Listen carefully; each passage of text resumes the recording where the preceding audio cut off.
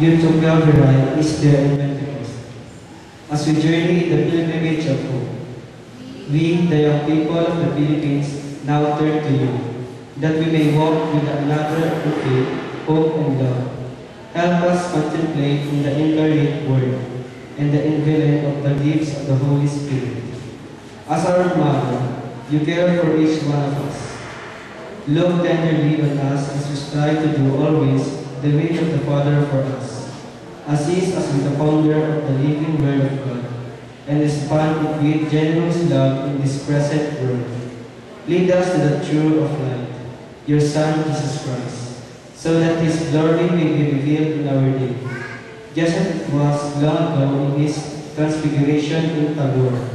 As our sister, you are always near to us, present in our midst in times of trials, uncertain tests, and advanced life.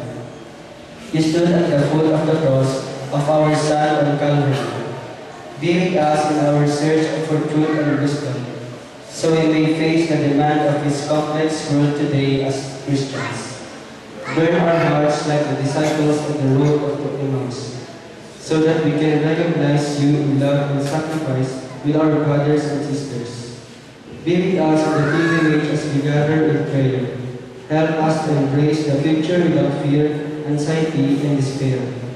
As we walk Jesus on the path of Christian hope, we too are pilgrims on the journey of life, needing the truth of light, courage, wisdom that comes from God.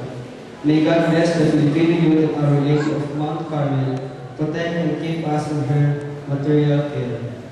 Gracious and loving Father, we ask this through Christ our Lord, who live the reigns with you, and the Holy Spirit, one God, forever and ever. Amen. Our Lady of Mount Carmel,